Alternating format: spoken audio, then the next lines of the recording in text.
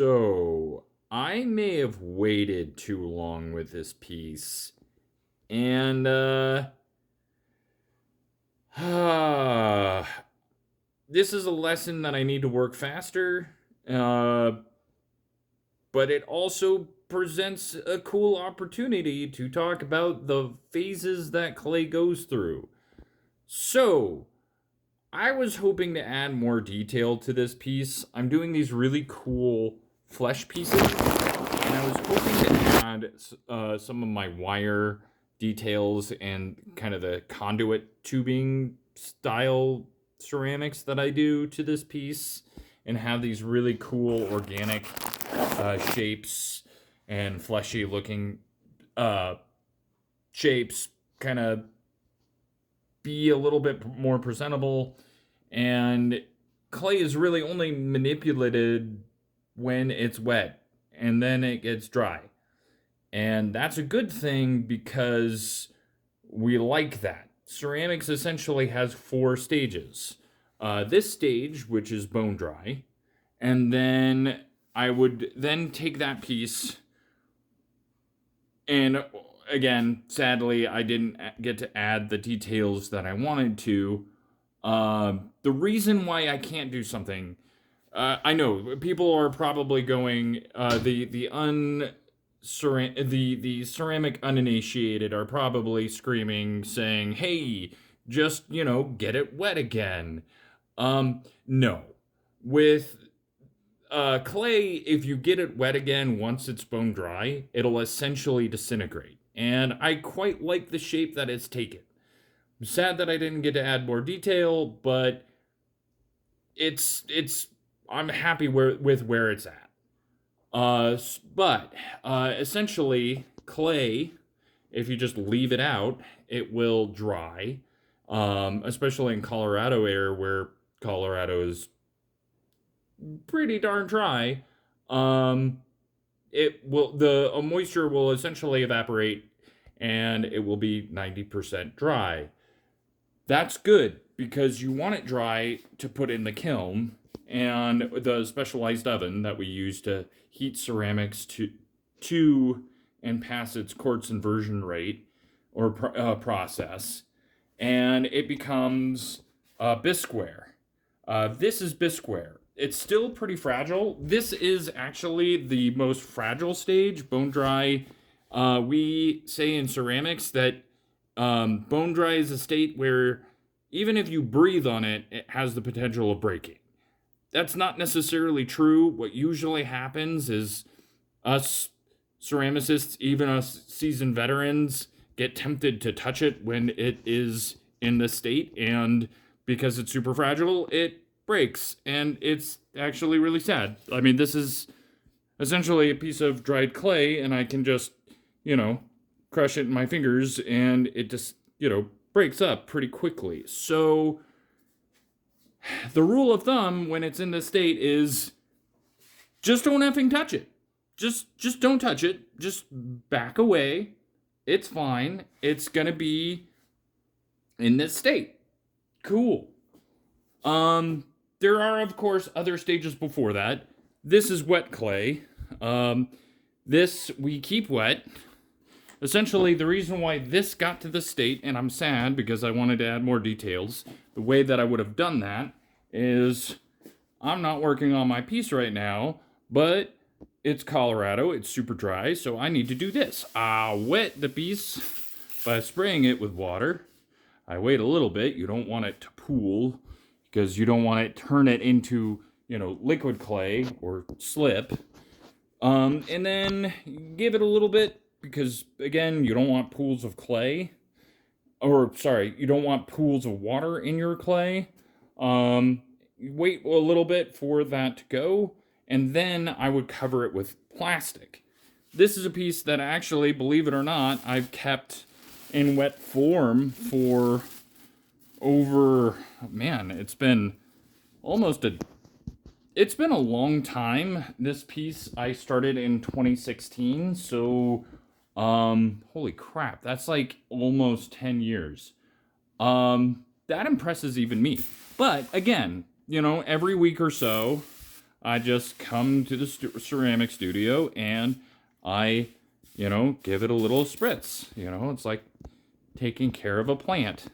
Only it's not a plant. Actually, it is growing algae, which is kind of fascinating and cool.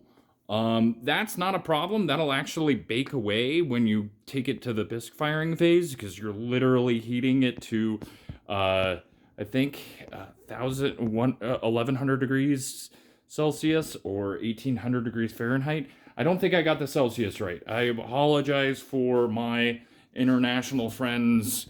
Us Americans are scientifically illiterate, keeping and holding on to a very outdated empirical system.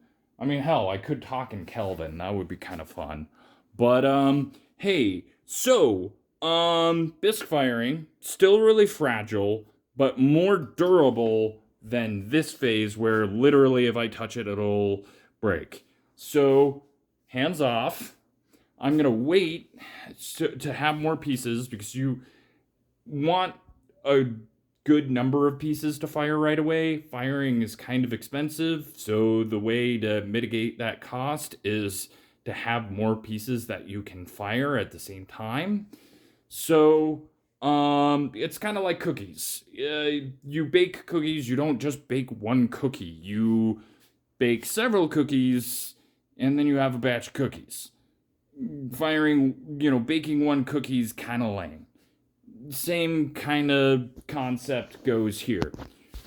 So, what I'm going to be doing is instead focusing this is essentially a little bit more, sorry, my weird phone case. I should really take my phone out when I'm doing this.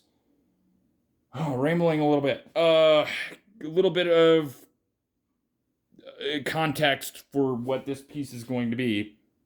Essentially, I'm making a flower pot. It can be, of course, used for other things, but functionally, I'm making a flower pot. This is going to serve as this piece's water catch basin, because my years of experience growing things and growing plants, not that kind of plant, but I do like growing orchids and different cool flowers. I have several fruit trees at home. The cool thing about, I think it's cool to have a water basin to catch the water. Essentially, if you see, I'm going to be very careful with my camera because I don't want to touch this.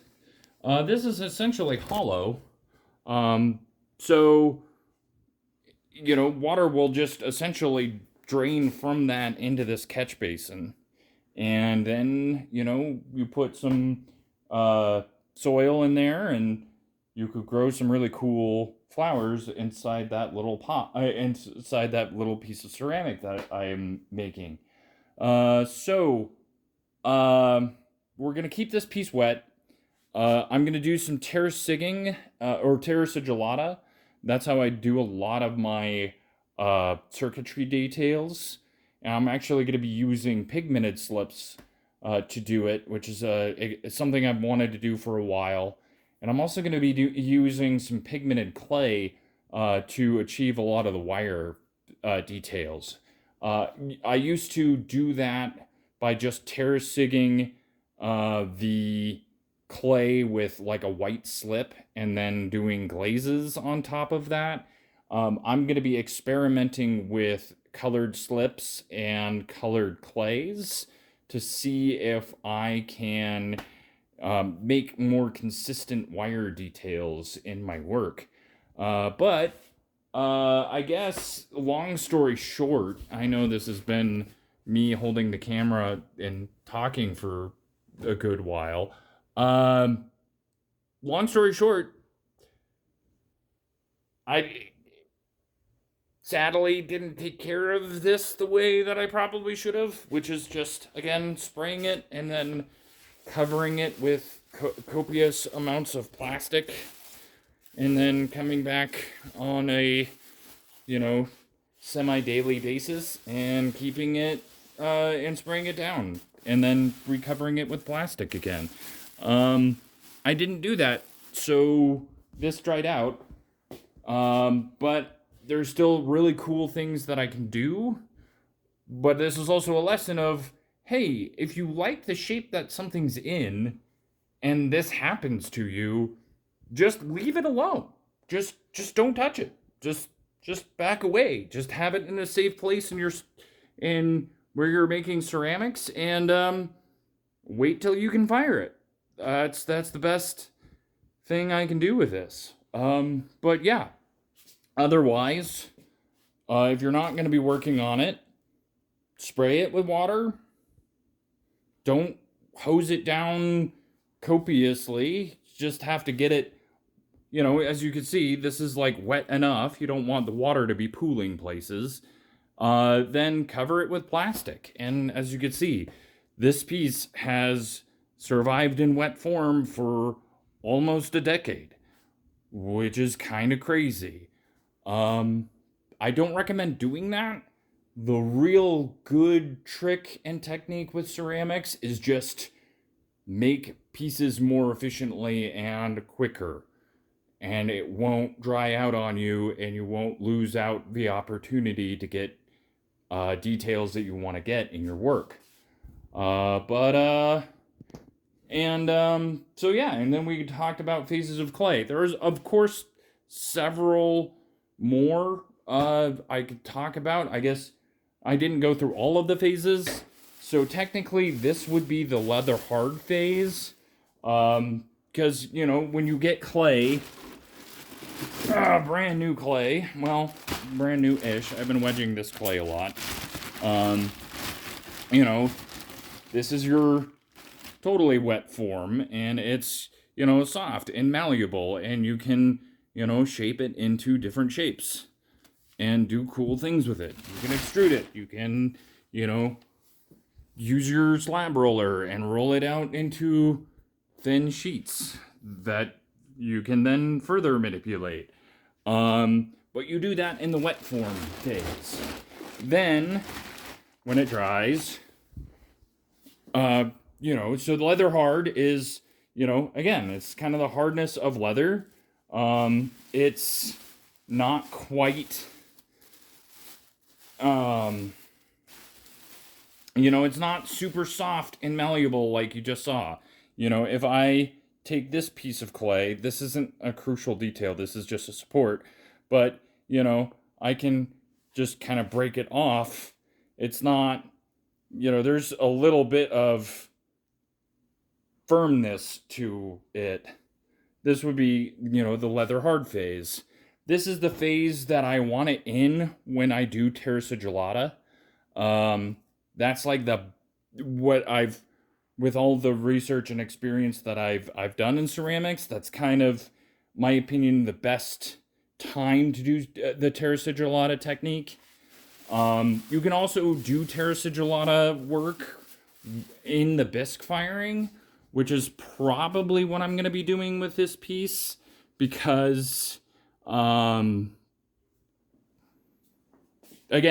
bisque firing, it's a little firmer, and if I try to do things in the bone dry phase, it's just, again, you get it wet, it's going to disintegrate. You touch it, it will break. So the leather hard phase, great for terrasigillata. Yeah, and then that next phase after that, bone dry. Then bone dry. Then, sorry for shaky camera syndrome, everybody.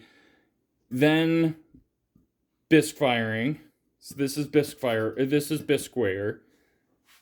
After that, then we do the glazing process, and then, oh god, I'm gonna be running through my studio really quick because I don't want to unbox work. I'm lazy today. Then we glaze it, and then we do a glaze firing at a higher temperature. So instead of 1800 degrees Fahrenheit, we fire to about 2100 degrees Fahrenheit, which in the United States we use the cone system a lot. So that would be cone like cone 5, cone 6. I kind of go right between cone 5 and 6. But this is all glaze fired. This is all ceramic glazes on top of the original clay body. So this is what it will be when it's finished. So those are the phases of ceramics, and what happens if you wait too long and don't cover your piece properly and neglect coming to what you should be doing, which is making art. But it gives me an opportunity to kind of explore working with what I have and still making something cool. And it's still cool. I'm still really satisfied with the shape that this has made. So,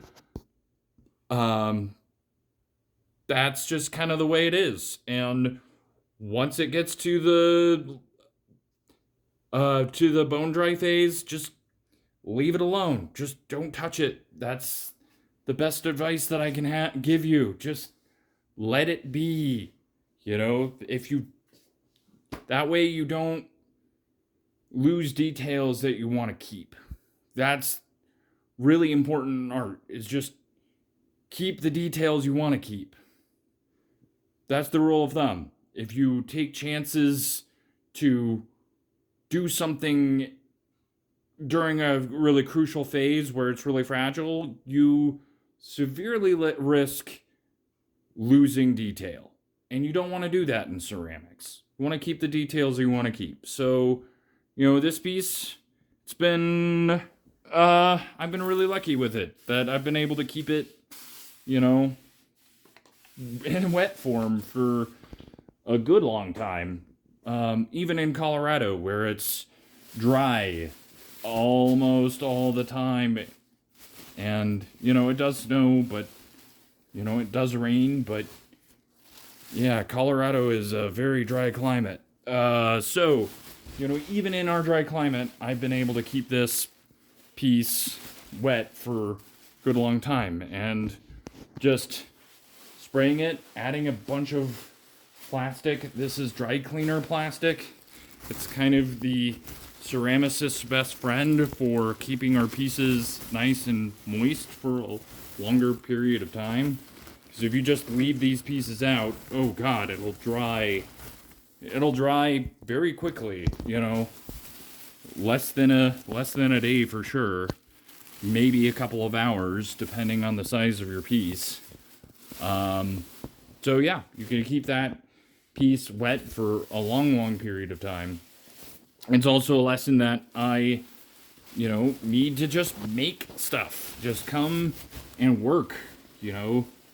That's the role of an artist most of the time, is making stuff. You can't be an artist unless you make art. That's just how it is. So I haven't been able to call myself an artist lately because, I have made art in the past, but, I can't call myself an artist unless I'm making stuff. So here we go. I'm going to continue with this and leave this alone. Work with this. Make art.